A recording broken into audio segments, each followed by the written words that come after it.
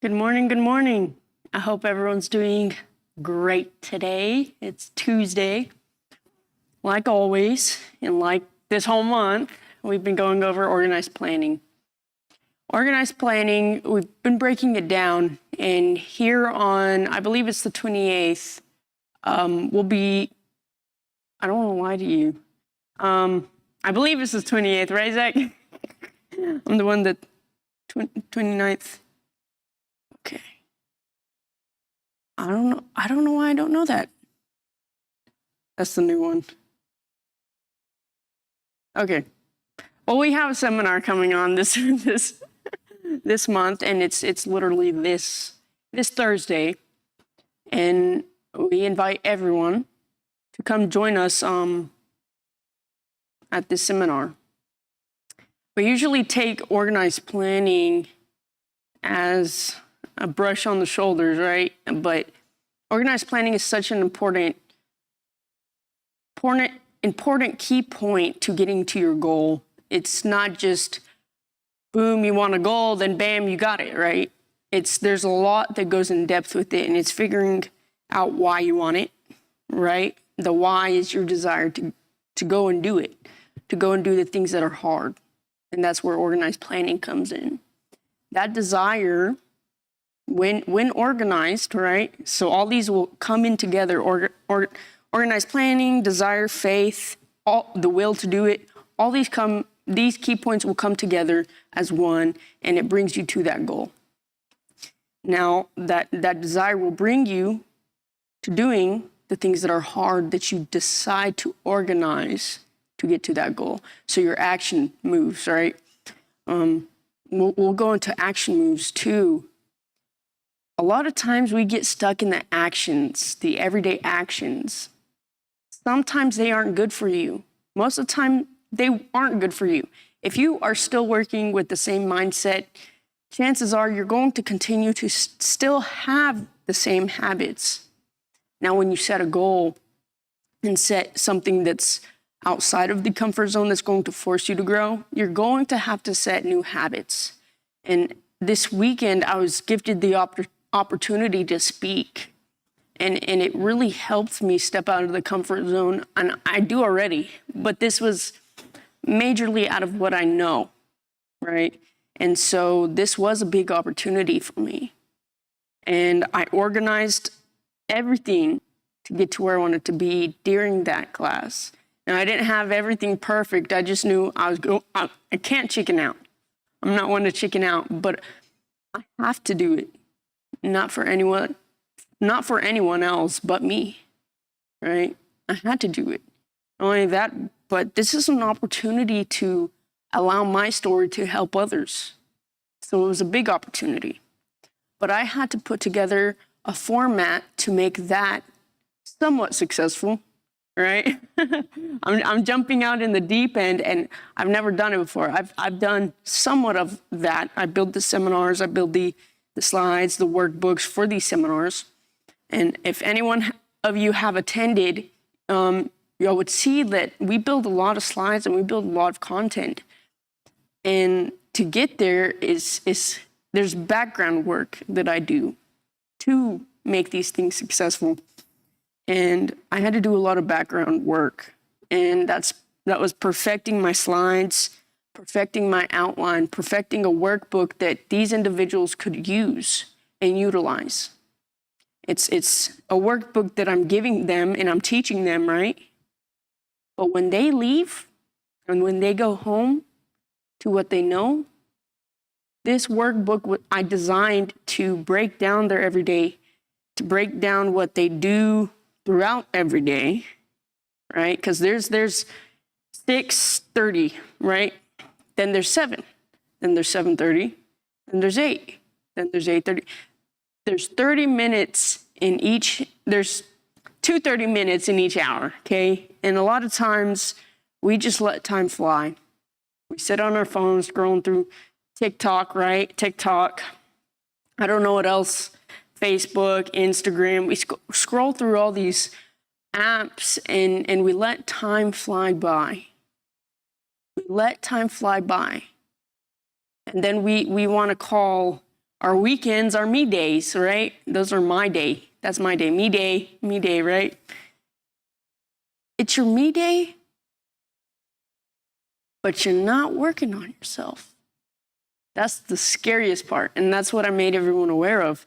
It's supposed to be our me day, yet we do nothing for me to get to where we want to go. I suggest everyone set aside 30 to an hour. Set aside 30 minutes to an hour long. Maybe at the beginning of the day and then one at the end of the day. Just working towards a goal, working towards building an outline for your goal, working towards actions that are for your goal, that are going to get you to that goal. Organize it to a definite end. Organization, a plan, actions, not just to-do tasks that you're used to, not just the brush your teeth, comb your hair, to-do tasks, no. It's the ones that are outside of your comfort zone that are hard. And you know what's going to be hard because you know you're going against what you know and what you know how to do. And that's the moment when you can applaud yourself because you are going against yourself and you're learning more about yourself. So applaud yourself the moment you do that because it takes courage and it takes a lot of will.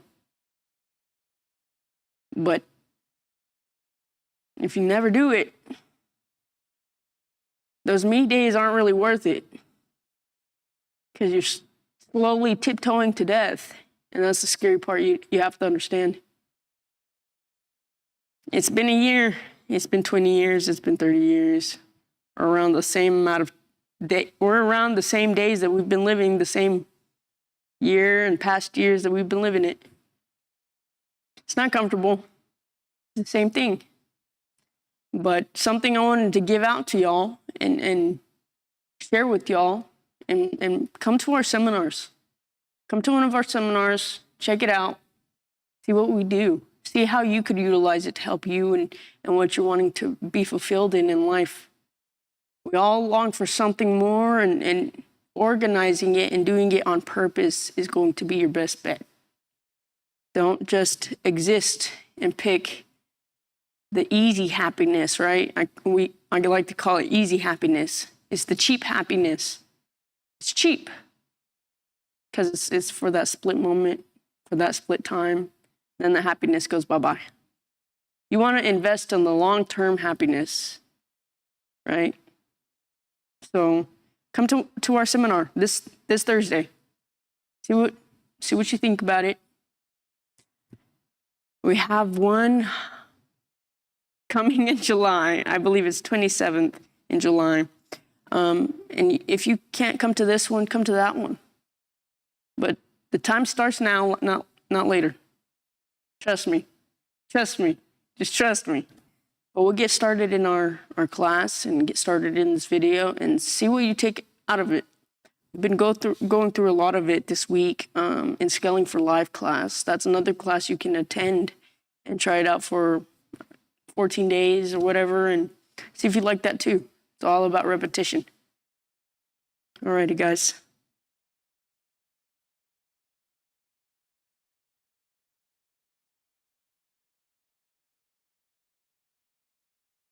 Habit of doing more than you're being paid for.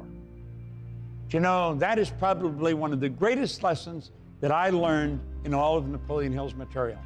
That was demonstrated by my mother. I saw my own mother doing that, who was a phenomenal example for my brother and sister and myself in growing up.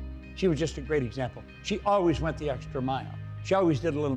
You know, we talk about number 7, a pleasing personality. And we're relating this to leadership. I think Zig Ziglar put it very well. God bless him, he's gone now, but he gave us some great information. He said, be strong, but not rude. Be kind, but not weak. Be humble, but not timid. Be proud, but not arrogant. They were such great lessons that he gave us. And I think they're lessons that we can follow. We can follow them to the letter. Now let's take a look at number 8, sympathy and understanding. Well, you know, understanding comes out in almost all of Hill's lessons. I may change that to empathy from sympathy. The ability to get into the other person's mind and see it from their point of view. Understand why they're doing what they're doing, why they're saying what they're saying. I think Covey put it very well. He said, listen not to hear, but to understand. When you're communicating with someone, don't listen to hear, listen to understand. Well, number 8, sympathy and understanding. Number 9, mastery of detail. In other words, get the details, all right? Get the details. Do you know, there's a cute story about Michelangelo. Michelangelo was creating David. And a friend dropped by one day, and he was admiring David, and he said, boy, you're doing a great job. Then the friend went away on a vacation. He was gone for a few months, and he came back, and he went back to visit his old buddy, Michelangelo. And he looked, and he said, I see you haven't been working on David.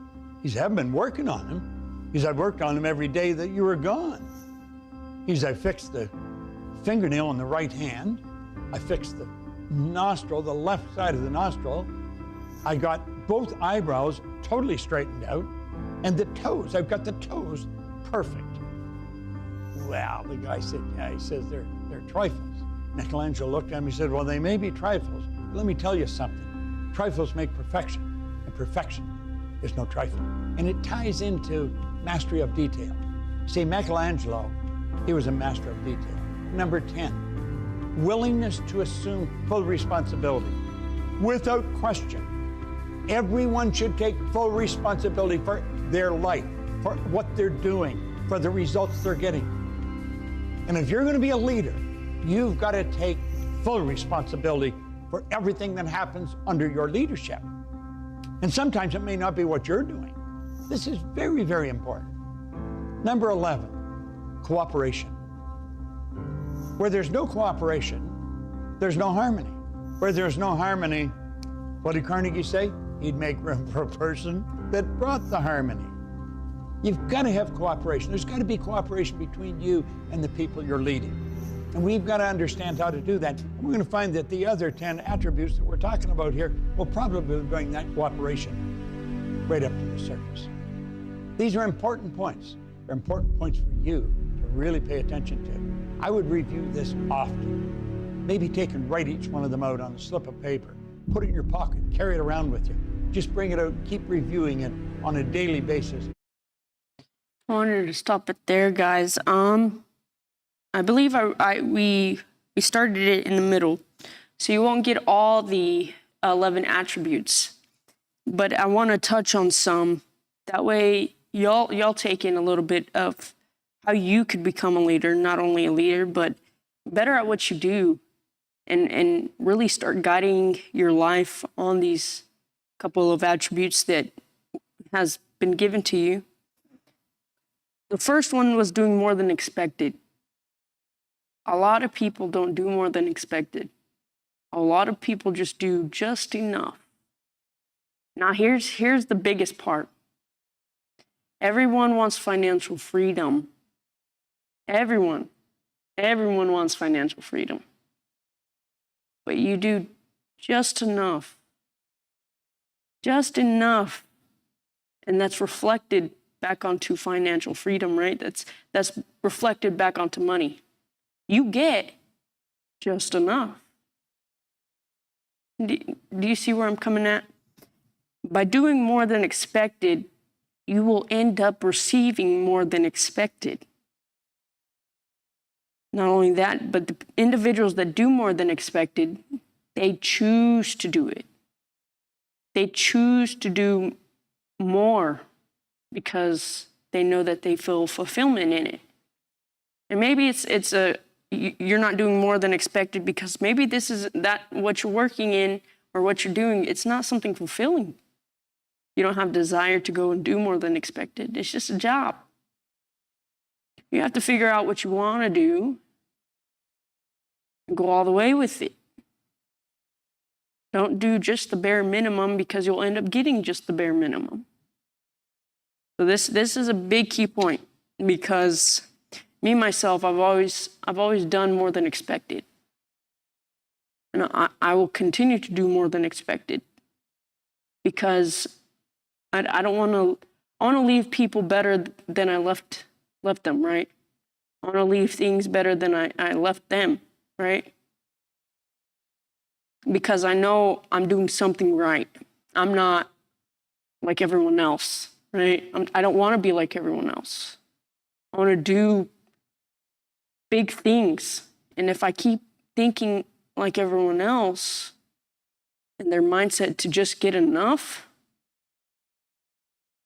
well, I don't think life will very much change, right? Another one, full responsibility. Taking full responsibility. And as kids, we hear that word a lot, right? You need to take responsibility. You're not being responsible, right? We hear that a lot as children. Yet as we get older, when life hits, we take zero. Crazy, huh? And I would say I'm still one of them individuals, but I've gotten really good at it. But it was because at some point I had to take a big responsibility over my own life. And my life had became the way it was because I wanted to continue to blame people. I wanted to continue to blame my parents. I wanted to continue to blame the world and for why it is the way it is. Listen, the only thing that you have control over is what you do tomorrow, and what you do today. And what you're putting out is coming from you, no one else. So when you feel angry, when you feel like not doing something, it's your responsibility to take ownership of that and say, I don't want to do that because I am not in the mood, right? That's still an excuse, but it's still taking some sort of responsibility. A lot of times people like to say, I'm not doing that because so-and-so said I couldn't, right? Wrong mindset. You're not doing it because you choose not to do it. It's simple, very simple, cut and dry. So the moment you decide to step out of that comfort zone, you're going to have to take responsibility of why you never changed your life a long time ago, right? And the moment you became aware is the moment you became responsible. You were responsible before, but you're most definitely responsible now. So change it. Let's change it. Not easy, but determination is a thing. And when you find that in you, you'll go far. Understanding and empathy. I think a lot of times we just react. A lot of times we react, and the biggest thing we'll ever have to learn is understanding. Because the moment you begin to step out of your comfort zone, the people around you will begin to watch you change. And they might not like it. And things around you might not like it. But understanding them and getting them to understand that I want better. I want better for you. I want better for this world. Then you're empathizing with them, making it personal to them. And if they understand that, that's because they care about you and they understand that you need to grow. You want to grow. Those that don't, well, then they're being selfish. But it's good to understand a lot, especially if someone were to ever talk bad to you or anything of the sort, you're able to understand, why do these people do what they do? Why are they so like this? And you're really taking apart the psychological part of why they're doing it. Are they not happy themselves, right? Are they not fulfilling something out of life? Are they just existing right now and they don't understand, right? And that's where you can break that apart and bring that empathy in and bring that personal in and maybe get them to understand. Sometimes it doesn't work that way, but you could try, right? And leaving seeds like that, because one day they'll understand that maybe they weren't responding the right way, reacting the right way. But responding is very important.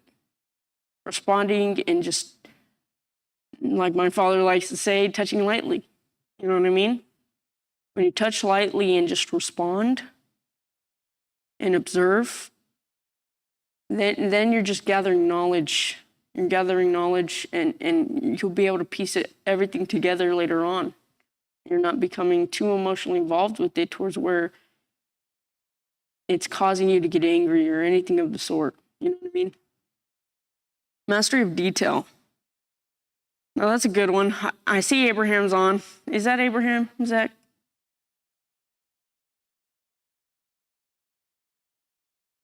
I think he's trying to be quiet. Hopefully Abraham starts talking at some point. Mastery of detail. I guess there's different ways you could view that mastery of detail. There's different perceptions. There's too many perceptions, I guess. Mastery of detail. I feel like it really has to do with paying attention to the littlest things and really building up on it, right? That's hard for me to explain.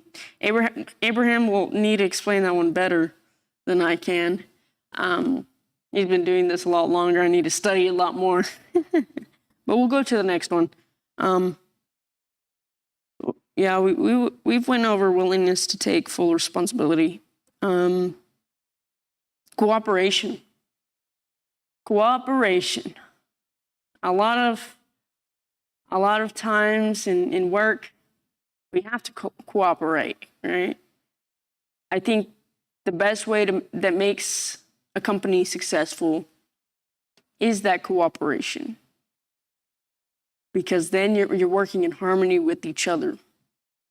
But I don't want to just bring that within the company or within a business, because cooperation goes hand in hand with everything and everything, okay? With a relationship, with being out in the world. You have to be willing and able to cooperate. You have to be willing and able to cooperate with maybe the people you surround yourself. And maybe choose wisely with the people you hang out with, because you might be cooperating and in harmony with the wrong ones. You might be positioning yourself up for an area you might not want to be in. But cooperation is big, okay? And I don't think we talk about it enough. And in Mastery Lifestyle, we are actually bringing in cooperation, because that is a big topic. But harmonization is everything. And the ability to adapt. I think another key point is adaptability. Adapt to others, but choosing what you're adapting to and cooperating, working in harmony, working side by side. Me and Abraham, when he is in Peru, when he's with me, we have to cooperate all the time. Sorry, guys. We have to cooperate all the time.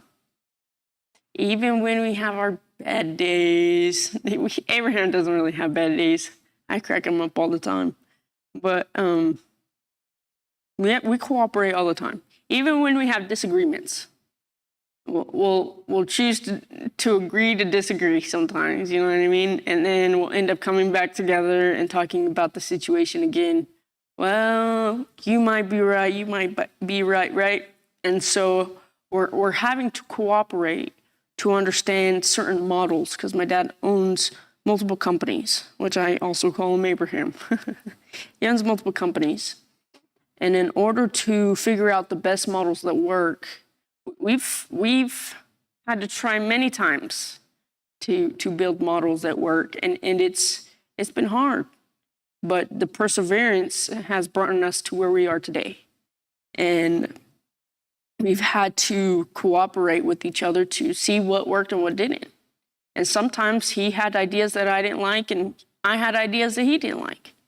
And some ideas just worked, and some we just really loved, right? And we pushed out. And eventually we found one that was very successful, but without that cooperation, and if we were to butt heads like we did when I was younger, right, then we wouldn't have gotten to where we are today. Now we have a pretty successful model.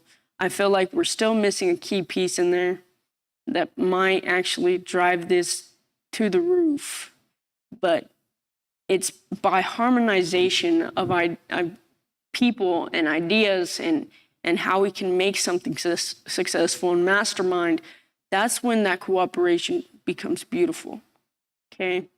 So that goes into mastermind groups, okay? Find your group. Find your group that you want to cooperate with, harmonize with, and work towards a definite end. We'll go ahead and play the rest of the video. Take notes. Don't be scared to take notes. Don't be scared to apply this information to life, to your life, right? Like I said before, the only way that things can change is when you change them, okay? And it won't change tomorrow if you don't do anything tomorrow, okay? So take notes, apply it, and do something different. We'll go ahead and get started. Until you get to the point where, boom, it's habitual in your thinking. And when it becomes habitual in your thinking, you become a habitually strong leader. There's another important aspect of the organized planning that I'm going to recommend you really burn into your mind, because it's very important and it's something you can really turn into a habitual behavioral pattern that'll make you a much stronger leader. And it's the principle of QQS. You might write that down, QQS. That's quality and quantity of service rendered and the spirit in which it is rendered. That'll determine, to a large extent, the price and the duration of employment. Now think about this for a moment. Quality of service shall be construed to mean the performance of every detail in connection with your position in the most efficient manner possible, with the object of greater efficiency always in mind. Quantity of service should be understood to mean the habit of rendering all the service of which you are capable at all times, with the purpose of increasing the amount of service rendered as greater skills develop. Now, spirit of service shall be construed to mean the habit of agreeable, harmonious conduct with all, and that's going to induce cooperation in association with your fellow people that you're working with, the employees or whatever. Now, this next part, you want to put a big... Now, this is for sure a big one. I really want to break this one down because I don't think we a lot of things we don't touch on enough. QQS, quality of services, okay? Now, the only way that you can get to where you want to be, your goals, is by doing things different, okay? And even being successful in life, you have to do things differently. Now, if that's starting a business or being very good at your job, you have to do things that regular people don't do. And that's what I had said earlier, is quality of service. And this is a three words that'll take you very far, okay? How you do your job and how you do things and how you serve people and how you give back to society is going to be up to you. A lot of times people just exist and go for the cheap happiness. How can you go for that long-term happiness and how can you get really good at that, right? It's going to be by doing things that aren't normal, that aren't basic. Like, does that make sense? Wake up, brush your teeth, go to work, pick up the kids, go home. That's called a routine. That's called habits, okay? In order to get somewhere different, you're going to have to do something different. You have to learn how to give back. You're going to have to learn how to trade services to get to where you want to be, whether it's financially, right? Not only that, but doing something different and getting something different, you're also helping your mental state, your mind state, where your spirit is happy, right? Wealth, of course, that's going to be another key point. I said that earlier. Relationships are going to get better. And I don't think we really talk about that enough. But the way you do things and the way you feel has a big impact on your outside world. And the more that you give back to society and really service the people. And I'm not talking about just like a server, right?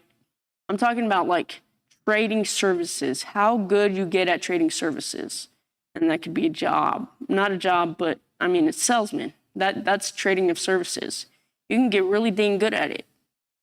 But you want to figure out how you can free up a lot of more of your time to live a more fulfilled life.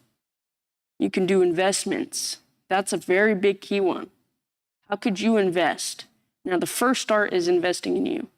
And that's another field I don't want to go in, but how can you trade services?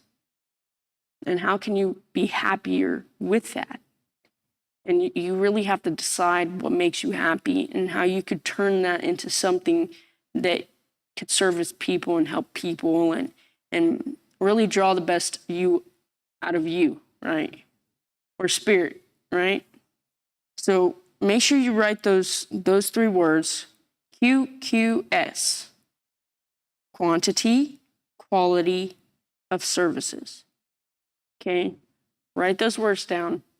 How could you get really good at those things? Not only that, but we had talked about a couple of key points on the 11 attributes. You only got about, I would say, 5 of them. Figure out how you could utilize those in your everyday life. How could you get better at being you? How could you get better at helping society? How could you get better at helping your circle? How could you get better at doing things different, right? Living a better and more fulfilled life. That's what it's all about, okay? We'll go ahead and finish a little bit. I guess we're getting closer to the end, but we'll finish a little bit more up on this video. And if y'all have questions, drop comments down. Don't forget, we're here.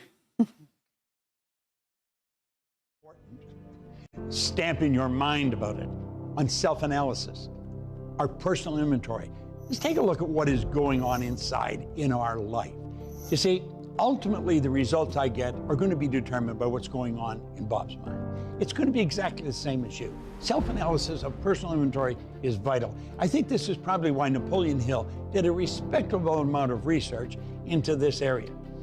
And he emphasized time and time again that a person thoroughly analyze themselves, what they're doing and what they're not doing. I know personally over the years, self-analysis has really made a big difference for me. I've been involved in doing this for many, many years now, and it's a very important part of everything that I do. I don't care what it is I'm doing or who I'm doing it with. I've got a magnificent library of books, no question about it, and I keep building it, I keep expanding on it. There's one book that falls into this category that probably stands out over all the others. It was given to me by a woman in a seminar many, many years ago. It's Vernon Howard's book, Mystic Path to Cosmic Power. Vernon Howard, The Mystic Path to Cosmic Power. It's probably one of the best books that I have ever read on introspection. And since everything happens in our outside world is a reflection of what's going on in the inside world, it's something that we want to pay special attention to. Now, Napoleon Hill felt it a very important part of our study. I do as well. And the more I study this, the more I'm convinced that it is. So you might want to get a hold of Vernon Howard's book. Get into these success principles because they're going to cause you to look at you. Now, he talks about organized planning in all areas. We need to plan insofar as our business is concerned, no question about it. But we also have to look at our business as a reflection of ourselves. We're going to make it work or we're not going to make it work. So we really want to spend time looking at ourselves and taking these success principles and say, how am I incorporating those with my life? Super important subject, self-analysis. Hill thought it was important, so do I. I want you to think it's important. No follower of this philosophy can reasonably expect to accumulate a fortune without experiencing temporary defeat. You are engaged in an undertaking of major importance to you. To be sure of success, you must have plans which are faultless. Get out your notebook.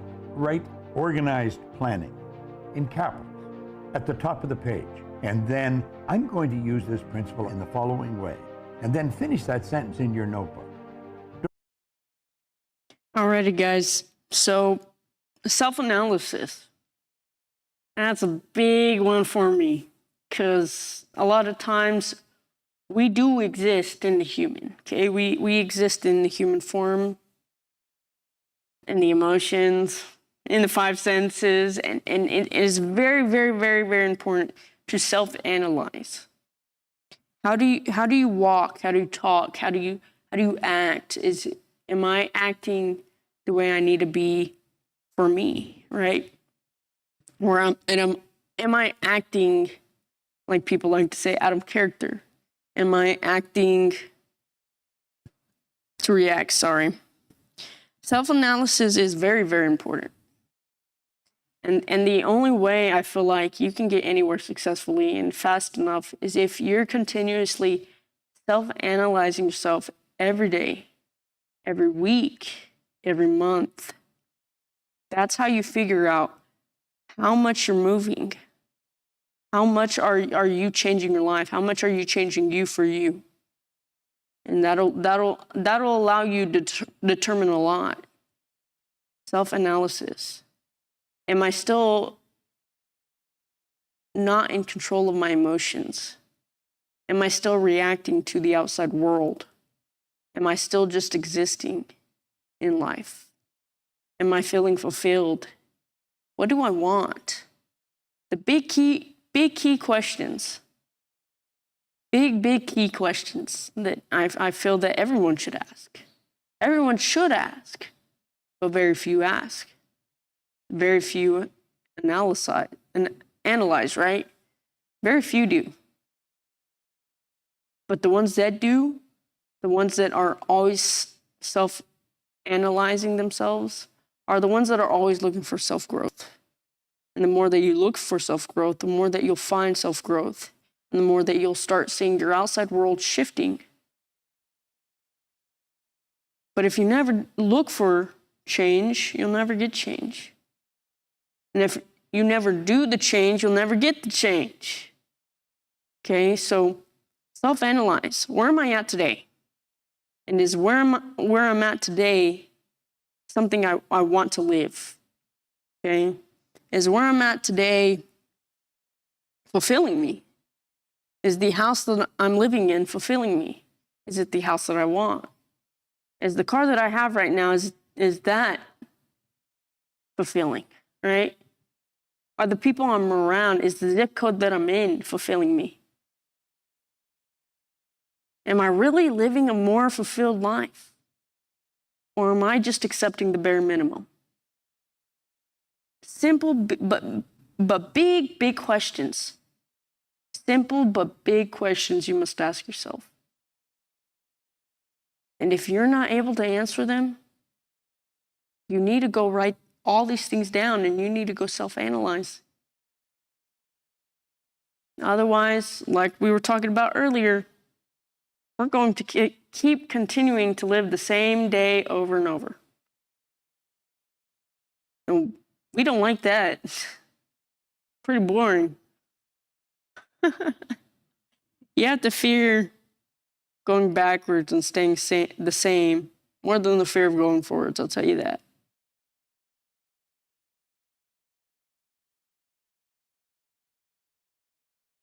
Self-analyze. That's the biggest thing I can tell everyone. We've hit many major key points. Major. Doing more than expected. Write this list down and really define what these things mean for you. And I'm going to read them out. So I'll get you a pencil or pen, piece of paper, and really write these things down and define them for yourself. Doing more than expected. How could you do more than expected? Okay. Understanding and empathy. Write that down. How could you get better at understanding individuals? Because once you understand you, you're understanding others, and you're really getting to know yourself a lot well. Because then you're looking to respond a certain way. Mastery of detail. Willingness to take full responsibility. It's a big, big one. Willingness to take full responsibility. What have you not yet taken responsibility of? And what do you need to take responsibility of to get to the next level? Cooperation. Are you working with the team or are you working against the team? Define that for yourself as you please, and start using these couple of attributes in your life. QQS. I told you to write this one down earlier. You have another chance. Quantity, quality of service. Quantity is Abraham would be able to answer that. Quality is the way you perform. Quantity is how much you're performing. And then service is how you do it. It's how you do it. So say someone I believe service will always trump the quantity part. Quality and service will always trump those two, that one. Quality is how you do it and the way you do it. How you do it and the way you do it. You can have great quantity of products. But if the way you give and the way you sell that products will determine if someone wants to buy from you, right? So make sure you write these little simple things down, because whether you know it or not, I'm trading of services with you today, right? I'm giving you information and you're giving me your attention. So we're trading. We're trading right now. And another one, self-analyze or self-analysis. This allows you to better yourself, better how you do things, better how you run your life, better your habits. Maybe there's habits that you've been holding on to for a while, but you really haven't been very realistic with yourself, so you really haven't been able to target those. Target what habits are serving you. Target the habits that do. Target the way you live. Really self-analyze and analyze your life. Once you do that, you'll be able to figure out you better than you. You know what I mean? I believe we're getting closer to the end, guys. Review this over and over. Review the other classes. Review the seminars. Review what you have and continue to review them. Repetition is a big thing. And see this as your, there's a word. I don't know why I always go blank when I'm up here. Look for a mentor, right? Look for a mentor.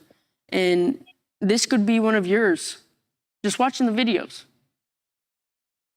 It's repetition, keeping you on track. Someone that'll hold you accountable.